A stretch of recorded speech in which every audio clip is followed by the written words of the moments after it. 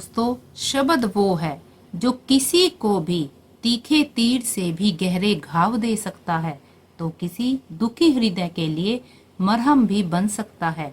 शब्द वो है जिन्हें अगर सोच समझकर ना बोला जाए तो ये बवाल मचा सकते हैं। शब्द में कितनी शक्ति होती है, यह कुरुक्षेत्र में लड़ा गया महाभारत के युद्ध से सिद्ध हो चुका है। द्रौपदी के तीखे और व्यंग्यात्मक शब्दों का ही कमाल था, जिसने महाभारत जैसा युद्ध रच डाला।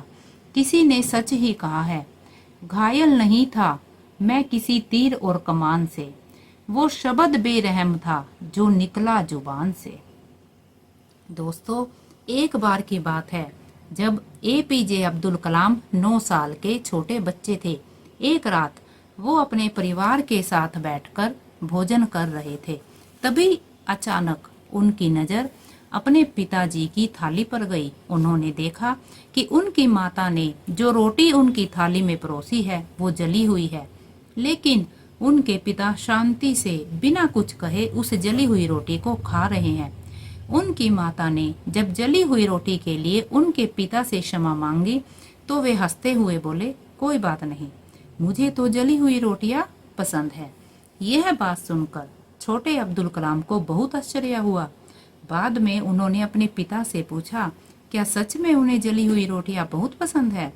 तो उनके पिता ने जवाब दिया, एक जली हुई रोटी किसी का कुछ नहीं बिगाड़ सकती, लेकिन क्रोध में बोले गए शब्द बहुत कुछ बिगाड़ सकते हैं। दोस्तों, ये सच है।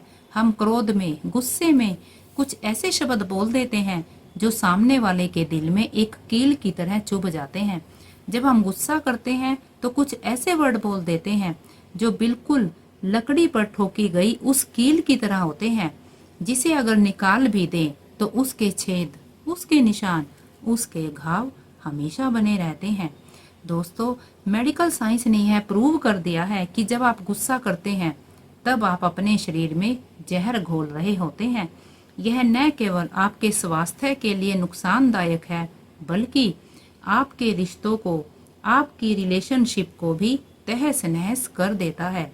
दोस्तों, थॉमस एडिसन जब प्राइमरी स्कूल में पढ़ते थे तब एक दिन उनके टीचर ने उन्हें एक लिफाफा दिया और कहा, इसे जाकर अपनी माँ को दे देना। थॉमस घर पहुंचे और अपनी माँ को वह लिफाफा देते हुए कहा कि टीचर ने यह आपके लिए भेजा है। माँ ने लिफाफा खोला और उसमें जो कागज था उसे हाथ में लेकर पढ़ने लगी।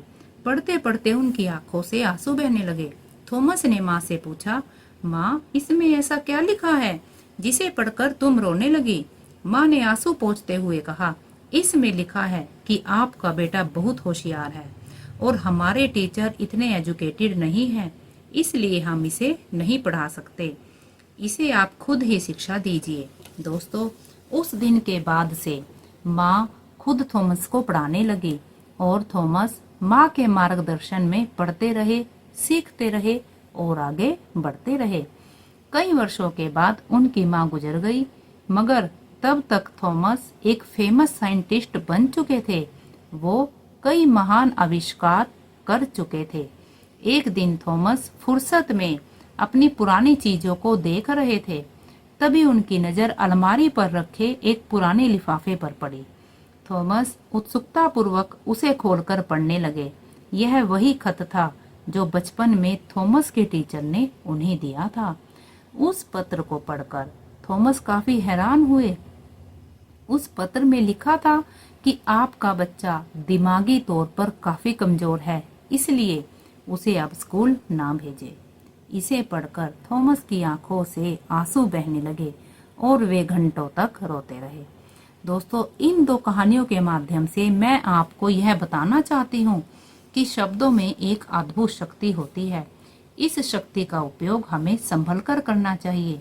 हमारे द्वारा कहे गए कटु शब्द किसी को भी दुख पहुंचा सकते हैं, दिलों पर ऐसे जख्म, ऐसे घाव पैदा कर सकते हैं जिसे भरने में वर्षों लग जाते हैं।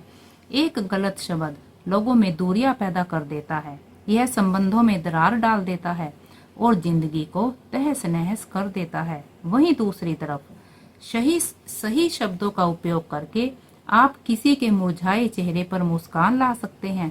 किसी को प्रेरित कर सकते हैं, किसी की पूरी जिंदगी बदल सकते हैं। इतनी शक्ति होती है इनमें। थॉमस एडिसन की माँ ने सिर्फ कुछ शब्दों का फेरबदल करके, सही शब्दों का इस्तेमाल करके ही दिमागी तौर पर कमजोर बच्चे को महान वैज्ञानिक बना दिया था।